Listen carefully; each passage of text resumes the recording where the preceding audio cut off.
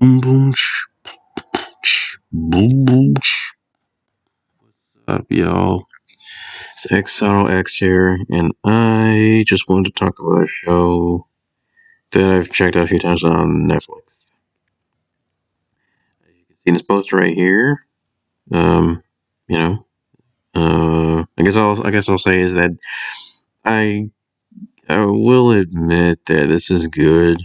By the way, my niece watches this, so I'm just pointing. I'm just going to review this because she begged me to. So without further ado, let's get into it. The show of Miraculous Ladybug and Cat Noir. I will say this: it's a good show. It's a good show. However,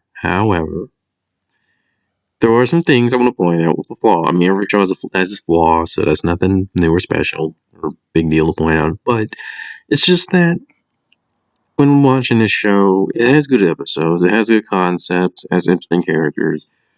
Whoever made this, I say this, they have imagination. I like seeing good imagination these days. It's hard to find people who can come up with something on their own rather than somebody repeating something that's been done before.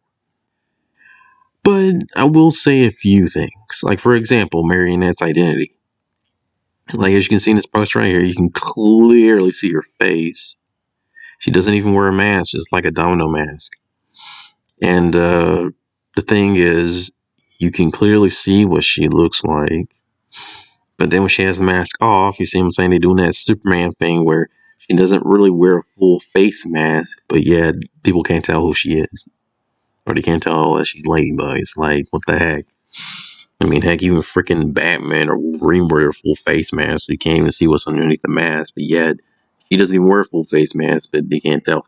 Even the character's Invincible. I also did a review of that show on my channel, by the way. Even the characters are invincible. Figure out who Mark is. They figure out who Invincible is. Even his girlfriend figured out who he was earlier on. The only reason why she decided to break up with him at first is because he didn't trust her for his secret identity. That's all. So it's like, yeah, the characters on that show can figure out who he is, but yet they can't figure out who Marionette is on this. The characters can't figure out who Marionette is on this show. I mean, damn, there's some arbitrary there. I have to admit, because all she does, I mean, Mark, he kind of sort of wears a full face mask, but at the same time, because of his voice and you see his hair, that's what kind of is a dead giveaway on his part. So they can still figure out who he is. So I'm like, okay, I can kind of understand that because, like, yeah, we still know who you are. So it's kind of subverted with that show, but here it's like, yeah, we know who. I mean, as the viewers know who she is, but the characters don't know. So it's like, what? Same thing with Cat Noir. He doesn't even wear a full face mask. He just has a domino mask and with some little ear thingies on top of his head that just look like cosplay, which basically it is. But you know what I'm saying. So that's just one of the few things I want to point out. There's cool fight scenes. There's interesting stuff. I like that they kind of turn things around. There's always twists at the end, and the main villain of the whole entire series is a guy named Hawkmoth.